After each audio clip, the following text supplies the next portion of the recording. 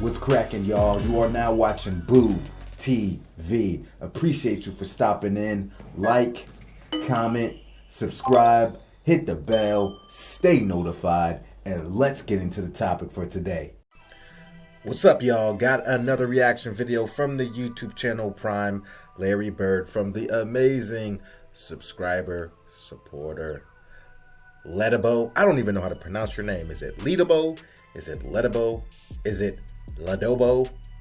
Ladobo? Let me know. But the best Larry Bird Mamba mentality story ever told. If you don't know, I'm a Kobe guy. Kobe's my favorite player of all time. So I know I'm going to enjoy this one. And I know Bird loved Kobe. Let's get into it. Bryant created an alter ego for himself, the Black Mamba. He embodied a spirit that became a cultural phenomenon. So Kobe has to deal with these issues, all the personal challenges. The Black Mamba steps on the court and does what he does. The Mamba mentality, an intense focus and relentless approach in preparation and competition, or as Kobe would describe it, fuck everyone. I'm destroying everybody that step on the court. And if you haven't, go read the book Kobe put out when he was living. I don't know if they're still distributing it, but it's called The Mamba Mentality. I have a copy. Check it out.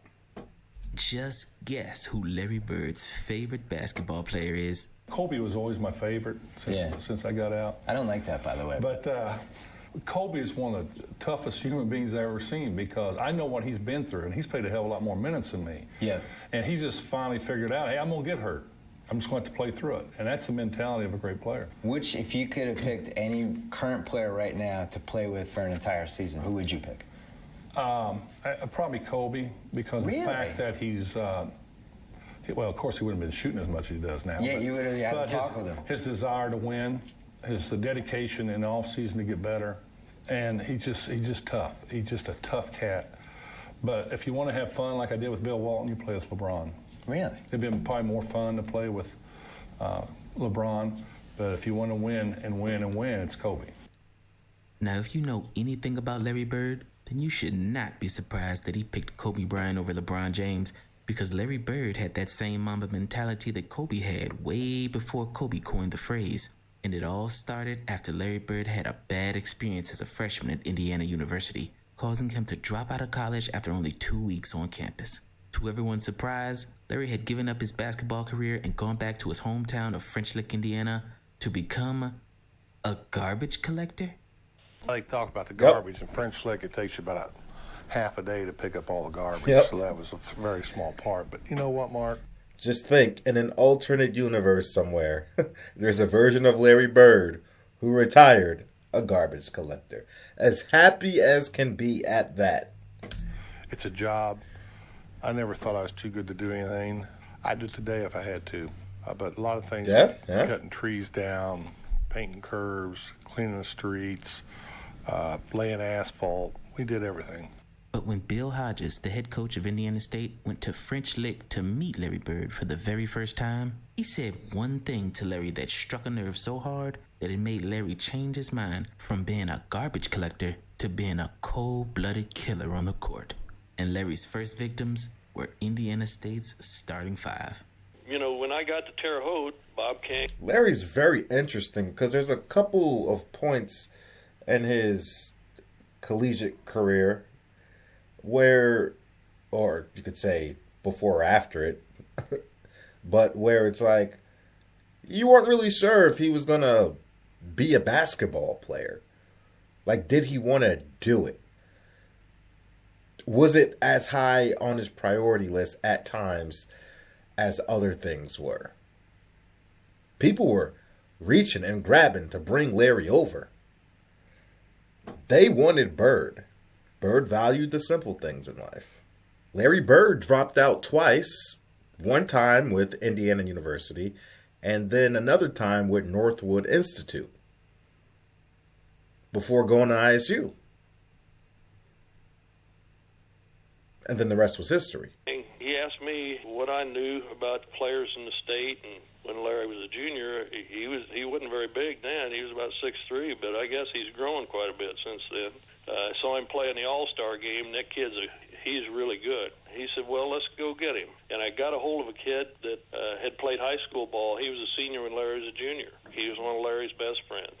He went home and talked Larry to coming up there to visit, and I think he had Kevin Carnes with him and 2 or 3 other kids, and they came out and played against our best 5 players, and they wore their jeans. I tried to give him a pair of shorts to wear. He wouldn't wear them. And they went out and just whooped our guys in their blue jeans. I think this is footage from the HBO series. I think it's called Winning Time. Don't quote me on that. I never watched it. Primarily, from my understanding, focused around Magic Johnson and also Larry Bird secondary. Don't quote me on that. That's what I've been able to interpret from the little research I've done about the series. I heard they canceled the series after, 1 season? Which I was shocked because sounds like a lot of people really loved it. They didn't just beat them, they wore them out. This mentality is one of the rare traits that only a select few of the all-time greats had. And when Kevin Pritchard, who played 6 years in the NBA, was asked about his most memorable experience, Larry Bird's mentality was at the top of the list. Pritchard with 1 second, he'll pop for 3. It counts! Kevin Pritchard, as if he knew it all along. Is that the father of Peyton Pritchard? Let me know in the comment section. Well, I mean, I played for the Celtics and Larry Bird. Coincidentally, Peyton Pritchard does play for the Celtics, if I'm not wrong. Let me know. I mean, it doesn't get much better than that. You know, seeing him on a daily basis, seeing how he saw the game, how it came so easy, and how just such a masterful player he was. I think the thing you know about Larry is that he's ultimately super confident, right? I mean, he knows he's going to make the shot, and okay. And I kid with people all the time about that, and I try to explain how I see it, how his confidence is. And I think the way I would explain it is this. If aliens were coming down to the earth and they said, listen, we're going to give you 1 shot to make 1 free throw, or else if you make it, earth goes on living, you miss it, we destroy the earth. The thing I would do is... That's the Max Kellerman. The Max Kellerman. The aliens got the red beam on the earth. I'm taking Andre Iguodala. I would hand the ball to Larry Bird. Larry would make the free throw, and he'd go, where are we going for lunch? Yeah. It wouldn't be a big deal. Yeah. And I don't know how he does that, but he's just got this ability to take all the clutter, all the noise out, and just play basketball or see basketball. And to me, that's a special, special talent. You know, everybody tries it. I'll give you another example. We go down to his ranch and we throw beanbags, cornhole toss, right? Cornhole. And the guy is world class. And he turns into he just kind of plays for a little bit, and then all of a sudden it gets close. He becomes, I'm telling you, I would put him against anyone in the universe at doing it, because he'll go 4 in a row, 4 in a row, 4 in a row. And I don't know how he can turn that on like he does. It's an amazing gift that he's been given. And you know what? To be honest with you, he takes full advantage of it too. Yeah. He's one of those kind of guys to me that whatever his ceiling is and whatever he does, he's going to hit it. And as soon as Larry Bird stepped on a college basketball court, his opponents could already tell that Larry Bird was just on another level. Like the first time when Bill Lynch, as a senior at Butler University, played Indiana State when Larry Bird was just a sophomore. This is true. My senior year, we played him twice. We were playing Indiana State home and home back in those days. And he was a sophomore, and he just beat our brains out, to tell you the truth. The very first time we played him, it was like one of the first possessions down the court, and I got switched off on him. So the ball goes up. I went to block him out, like fundamental, and the ball came off, and I remember going up to get it, and the next thing I know, I saw this big arm come over the top. He slammed that ball down so hard, I think the ball hit the floor, came up and hit me underneath the chin. I bit my tongue. I turned around, and there's 33 running the other way, and that was probably... It's always weird watching basketball to me without the three-point line. Sign of the times, right? Bird came into the NBA when the three-point line got stated. His first 2 of 40-some that night, but he was looking back at it though. I think we even knew that night we left. We played against a guy. Man, I'm watching this footage from the 1970s NCAA, more physical than the NBA today. It's as good as you could ever play against. And scouting reports back in those days weren't quite the way they are today. It was a little bit of you went in before the game and the coach says, okay, Lynch, you got 25, and Burris, you got 32, and we were just playing man-to-man defense. And we went through the season. Then our last college basketball game. It's a different game, especially with no three-point line there. Notice how the spacing isn't what you see today. There's so much congestion, so much body, so much hand contact, so much arm contact, body contact. No spacing. My final game I played at Butler, it was at Hinkle, and it was Larry Bird and Indiana State coming back in. And so we were ready for him that night. He got 47 on us that night. And he could have scored 70. Of course, that was back before the three-point shot. But we played against a lot of really good players, but there was no one like Larry. I mean, he was so good, and he could do anything he wanted on the court. That day, Larry Bird, as a sophomore, set Indiana State's single-game scoring record against Butler. This record only lasted for 2 years because on February 25th, 1979 versus Wichita State, Larry Bird broke his own record and set a mark that has not been broken for 45 years and counting.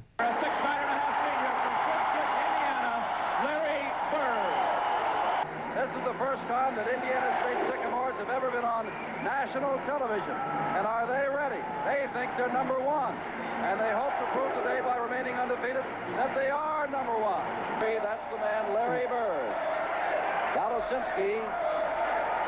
The jump against Gilbert on Bird. Control, feeds off the call. Next to goal. He had the best hand-eye coordination, maybe, of anybody that ever played basketball. And that's why he was so good with his anticipation, both offensively and defensively. Tip off Larry Bird. There you saw the passing ability of Larry Bird, supposed to be the best passing forward in basketball in some time. But even though Larry Bird was the best passing forward in college basketball, instead of putting on a passing clinic, he decided to put on a shooting one. He's having quite a game. He's that ball. Bird. Good pump fake. Got him biting. They wanted Larry Bird off the backboard. Getting into gear now. Bird from the corner. Is he the best collegiate player in the country? Many people say he certainly is. There wasn't anything he didn't think he could do on the basketball floor. Our game plan was to get the ball in his hands as much as possible, and he made good things happen. Bird almost lost that ball out of bounds. I'm not sure if I've seen that highlight from his ISU days. I've seen him do it in the NBA game, but I'm not sure if I've seen that one. There's one in your face. Here's where you catch Larry Bird. Watch him put the ball in the face. There, take it in the face, and now watch him shoot it. Unbelievable. Got him. You know the way that is? That's in left field. By halftime, Larry Bird already had 22 points. But just imagine. With no three-point line. If he had a three-point line to go with it. This day, to go undefeated. They win their 26th in a row. Larry Bird from way outside. Unbelievable outside shooter. Indiana State has scored in spurts. Oh, here's a long one again. It seems that the further out he is, the more high percentage he puts the ball in. There's Bird by himself. Look out. That's what happens. Look out. 39 points by my count. And as Indiana State started pulling away, everyone knew that they were witnessing something special. Bird comes up with it, puts it up, and it is good. Well, he's got 41 points already. He's putting on quite a display. Nix shooting high. Bird is there. Rebound. There are the statistics on Larry Bird. 4 more points, and he'll have an all-time high. And he would have saved it for national television when his team is on. There's somebody out there that's unforgettable, unflappable, unselfish, and unstoppable. And I don't know who it is, but I think that person will receive the most valuable player today. We'll think about it. Well, let's say we've got it. Larry Bird, $1,000 comes to Indiana State in his name. It's one of many commendations he'll have before his collegiate and professional careers are over. Student body wants Larry Bird to have the ball. He's got the ball. He's got the shot. He's got the Larry Bird with 49 points, an all-time record.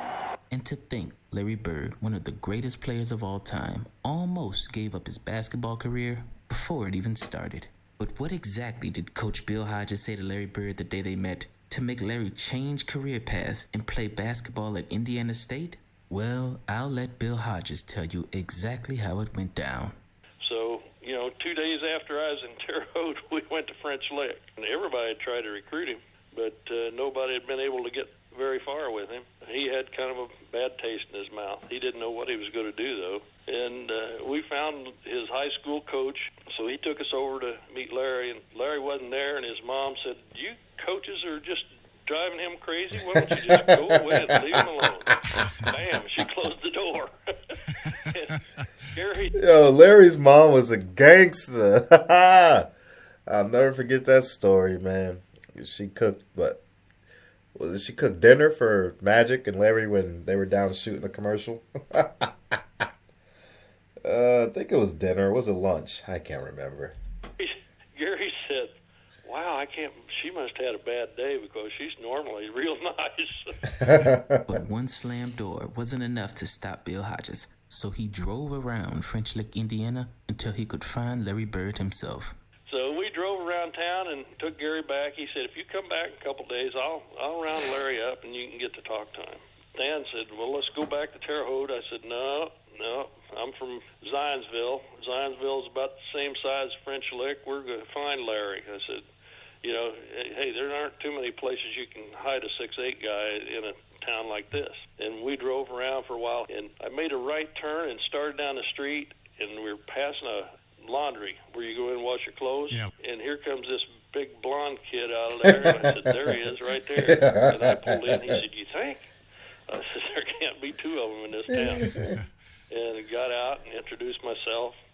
He wouldn't shake hands because he had been working on his truck, and he was carrying a basket of clothes, and he put it in the car, and I started talking to him about, we'd like to talk to you about Indiana State. He said, "Well, I'm busy working on my truck right now. I just don't think I have time right now." So and awesome. His grandmother, she heard me talking with him, so she come around there and she said, "Larry, these nice fellows were, they took their time to drive all this way to see you.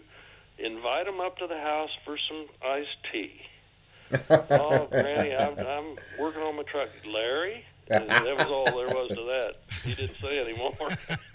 So we followed. Grandma hit you with that second one? Larry? Say less. Hey, y'all better thank Larry Bird's grandma. I love it. Him up there, and she fixes tea, and we sat and talked with him.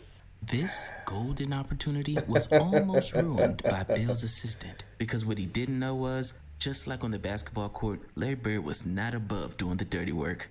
We kept talking, and he was telling us about working for the city. I said, "What do you do?" He said, "Well, each day of the week is different. We paint the curbs one week, and we might pick up dead limbs and maybe plant flowers or in the parks on Tuesday, and then we do this Wednesday, and on Thursday we pick up garbage." I said, "Do you drive the truck?" He said, "Hell no, Sam drives the truck. I work on the back." and it kind of kept going there, and so Stan had kind of said, "Well, you want to work on a garbage truck the rest of your life?" And Larry kind of looked over and said, "I kind of like the job." And I knew that wasn't making him happy. So I said, "Stan, let's go. We got to get out of here." And let Larry get back to work on his truck. Luckily, Bill Hodges was there to redirect the conversation, because if he wasn't, Larry Bird may have been content being a garbage collector for the rest of his life. Because out of all of the coaches and the recruiters that tried to get Larry to come to their school, Bill Hodges was the only person to connect with Larry. Because they were both from small towns and had a lot in common. But then, Bill said something to Larry that woke up a sleeping giant. You know, we talked about playing AAU ball, which both of us had. And, you know, we talked about baling hay, and, you know, that's what he did during the summer. That's all I did during the summer. And we had a lot in common, you know, small towns, and you know, just we knew each other, you know. I was talking about recruiting. We had to have a point guard, and he said, well, you ought to get Kevin Carnes. He said, my cousin, Kevin Carnes, he was a senior when I was a junior. He said, if he had gone to college, he'd have been a great player. And I looked at him, and I said, Larry, if you don't come and go to Indiana State with us, that's what they're going to say about you one day. And, boy, that's the first time he looked me in the eye all day. And I knew I had him. And when Bill Hodges came back to French Lick 2 days later and knocked on Larry Bird's door, Larry's mother answered again. But this time, she was singing a completely different tune. You know, we headed back to Terre Haute, and I got all the papers that we needed to get signed and filled them out and addressed the envelope to Indiana. And 2 days later, I drove down there and knocked on the door. His mother answered the door. She said, "Oh, come in, Coach. It's good to see." Had a different tone. Wow, is this a different reception? And you know, Larry said, "How do you know I was going to sign? How do you know?" I said, "Well, if you're an intelligent kid, and this is the intelligent choice to make. So all you have to do is sign right here, and I'll mail it for you." And he signed it, and the rest is history. Larry Bird went on to have one of the greatest college careers ever. And as a senior, he led a relatively unknown Indiana State team to a 33-0 record and a berth in the national title game, prompting some experts to say that Larry Bird was the greatest college player of all time. Reed gets it to Heaton. Heaton, the clutch left hand. He made it. 1 second to go. Heaton, second time he did it. Time is over. Game is over. Bob Heaton keeps Indiana State undefeated. They're on to the Final Four. Larry had to do more with less. I think, frankly, that Larry Bird getting the 1978-79 Indiana State team to the finals with a 33-0 record is the single greatest personal achievement in the history of college basketball. I hear what you're saying about Kareem. I won't debate it. I'm actually old enough. I got to watch Wilt Chamberlain play college basketball at Kansas, and it was the same impact where he was just unstoppable. But Shannon, you grew up a fan of one Larry Joe Bird. And I got to tell you, the harder I look at what Larry Bird did with an Indiana State team, well, Larry Bird basically picked 4 guys from Terre Haute and said, you guys come out here and let's go try to win the NCAA championship. And I've never seen anything like what Larry did. Larry Bird took them to 33-0. And when you look at what they did, again, I'm going to give, I know what you're talking about, most important. Michigan I State. got it, but most important or most valuable to one season, man, what Bird did was just off the charts. We've never seen anything like that. It's just hard to go that far with that little, and Larry Bird did so much with so little. I'll just have to say now, everybody's got their favorite player and everything, but there's no question at all who it was the best player in NBA basketball. There is no doubt. And it's Larry Bird. I don't care. I'm prejudiced, maybe. But I mean, all-around player. Now, I don't think anybody will ever be like. Obviously, we know she means biased, but it's funny. Yeah, what Bird did, that 33-0, all the way up to the championship game, only to lose to Michigan State and Magic Johnson. And, you know, Larry just had an off game that game, if I remember correctly. But still, a hell of an achievement, hell of an accomplishment. It's just so crazy to think. All the things that have to go right in life to take you down a certain path, or things that have to happen in a particular order that, you know, dictate our future, man. It could be so many different branches based on decisions, and only one is going to be your destiny, if you will. But You know, it took Larry Bird's grandma. Larry? Basically, Larry, I better not say your name again.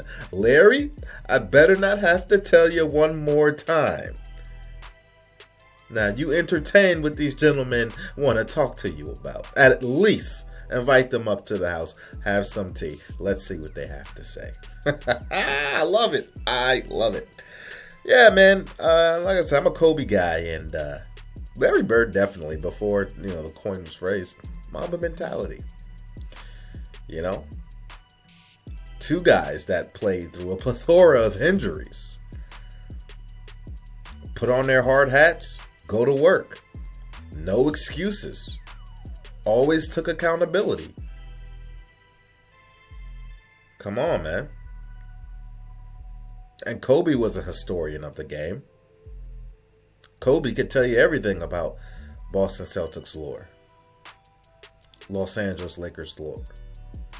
He was a student of the game. Kobe's one of those guys that's been on the record publicly praising Larry Bird and telling people, y'all really don't know how elite, how legendary Bird was. Y'all need to go do your research. Go watch the tape. Larry Bird was a bad man. Kobe grew up watching guys like Larry, Mike, Jordan, Barkley, Dr. J, Moses, Hakeem, you name it.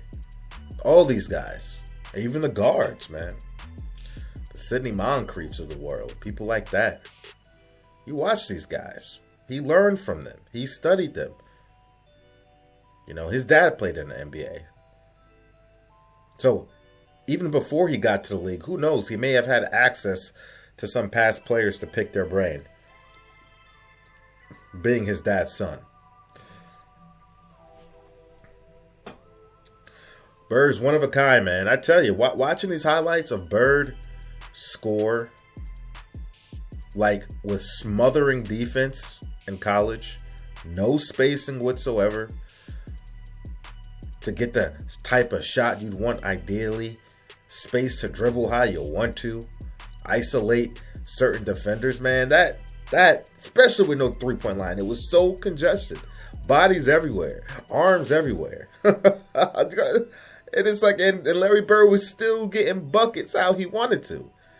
Man, y'all can miss me with that BS when I tell you it was much harder to score back in the day, man. These guys have it so easy today. Numbers are inflated. That's why, look, for their era, whatever.